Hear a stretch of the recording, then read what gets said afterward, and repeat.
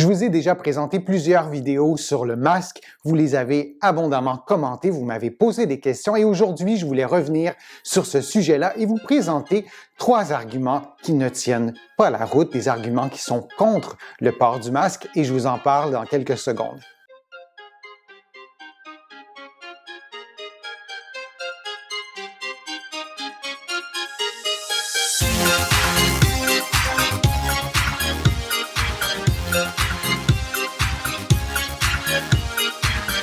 Je suis Denis Fortier. Si vous êtes nouveau ici sur ma chaîne YouTube, je vous conseille de vous abonner en cliquant sur le coin inférieur droit de l'écran. Je vous invite aussi à vous abonner gratuitement à mon infolettre en visitant mon site web, le www.denisfortier.ca. Vous allez aussi pouvoir faire une contribution. Vous savez, ça m'aide à vous présenter de plus en plus de contenu sur le web.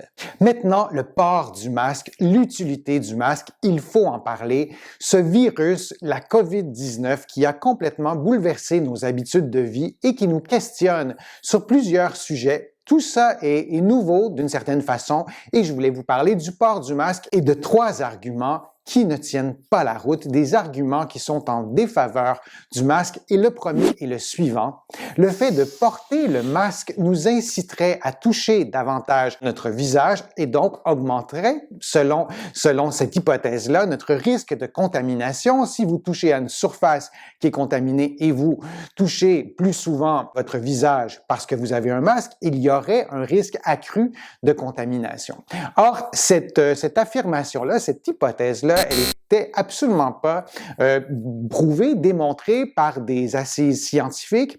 Or, il y a une étude qui a été faite chez des personnes et on leur a demandé de porter un masque. Il y avait donc un groupe qui portait un masque et un groupe qui n'en portait pas. Et on a compté le nombre de fois que les personnes touchaient à leur visage. Et les personnes qui ne portaient pas un masque touchaient à leur visage environ 20 fois à l'heure. Et les personnes qui portaient un masque touchaient leur visage environ 5,4 fois par heure. Alors, c'est beaucoup moins. Et le fait de porter un masque semble plutôt nous rappeler qu'il y a une situation particulière et qu'on doit être prudent et qu'on ne doit pas toucher à notre visage. Alors, l'argument qui voulait nous faire croire, en fait, que de porter un masque augmentait les probabilités de toucher à son visage et d'être contaminé, c'est exactement l'inverse qui se produit. Le fait d'avoir un masque, ça nous rappelle l'importance d'être prudent et, de toute évidence, les personnes qui le portent touchent moins souvent leur visage et diminuent leur risque de contamination. Un autre argument sur lequel je voulais revenir et un argument qui ne tient pas la route est le suivant. Le fait de porter un masque risquerait ou augmenterait la quantité de CO2 qu'on respire.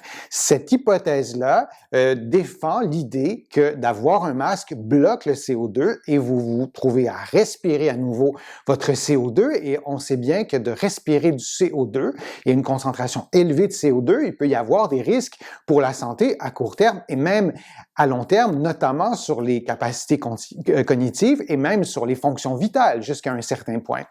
Or, d'affirmer ça, c'est peut-être de mal connaître le CO2 et de mal connaître les masques parce que le CO2, les particules de CO2 sont tellement petites qu'elles traversent votre masque. Il est impossible de vous asphyxier en portant un masque. Et lorsqu'on y pense, c'est tout à fait logique de se dire qu'il n'y a aucun risque de contamination ou de s'asphyxier ou d'avoir un effet négatif du soi-disant CO2 qu'on respirerait en raison du port du masque. Si on pense aux professionnels de la santé, par exemple, moi je n'ai jamais vu de toute ma carrière quelqu'un qui a eu un certain malaise parce qu'il portait le masque en salle d'opération, parce qu'il portait le masque lorsqu'il traitait un patient qu'on devait, par exemple, protéger, un patient qui était immunosupprimé. Je n'ai jamais vu un professionnel de la santé me dire « je me sens mal, j'ai l'impression de respirer mon CO2 », d'une part, et il y a des millions et des millions de professionnels de la santé qui ont porté des masques. Il n'y a rien de nouveau pour nous, les professionnels de la santé, de porter un masque et il n'y a jamais eu de cas dans la littérature, de cas recensés de malaise en raison du CO2 et On sait en plus que les particules de CO2 traversent le masque. Cela dit, je vis au Québec et on a des grands froids ici et d'avoir un couvre-visage, pour nous, là aussi, ce n'est pas nouveau d'avoir un couvre-visage.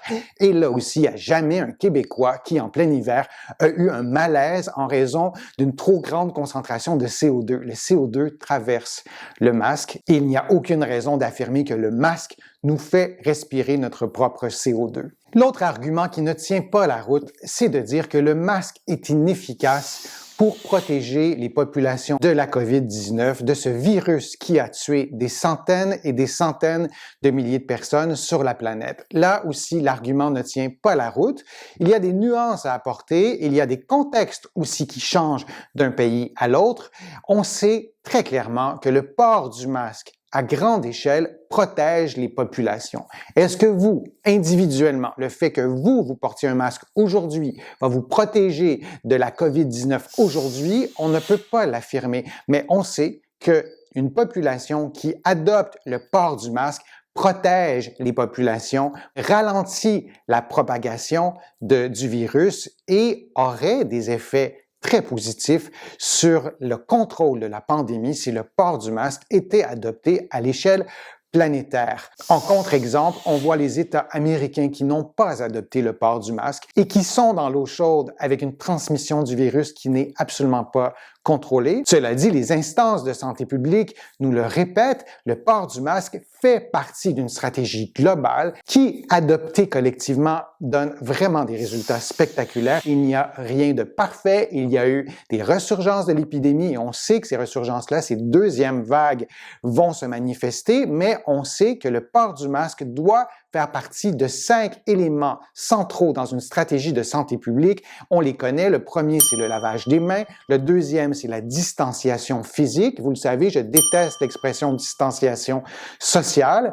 Et aussi, bien sûr, donc le port du masque doit être intégré à ces stratégies-là. Et il y a aussi la politique de tests. On doit pouvoir avoir accès à des tests gratuitement et surtout d'avoir accès rapidement à ces résultats pour pouvoir retracer les cas contacts dans un délai maximum de 3 jours. Et lorsqu'on arrive à faire tout ça, on arrive à mieux contrôler l'épidémie. Et il y a un cinquième élément qu'on n'aborde pratiquement jamais, c'est de diminuer les facteurs de risque des populations de complications de la COVID, c'est-à-dire de mieux contrôler l'hypertension artérielle et de diminuer aussi la prévalence de l'obésité, particulièrement auprès de certaines populations. On peut penser aux Américains, mais les taux d'obésité sont de plus en plus élevés et moi, je n'ai vu aucune campagne de sensibilisation depuis le début de cette pandémie-là pour nous sensibiliser aux facteurs de risque de complications et il est là l'enjeu et je pense que cet élément-là doit absolument faire partie d'une politique de santé publique en plus du masque, en plus des autres éléments que j'ai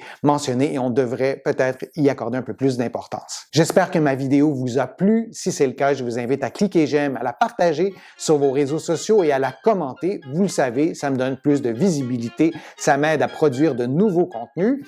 Vous allez trouver aussi beaucoup d'informations sur mon site web, le www.denisfortier.ca. Il y a aussi beaucoup d'informations dans mes livres qui sont disponibles partout au Canada, en librairie et sur le web. J'ai le privilège d'être publié à travers le monde, notamment en France. Là aussi, mes livres sont disponibles en librairie et sur le web. Je suis Denis Fortier. Je vous remercie beaucoup. À bientôt.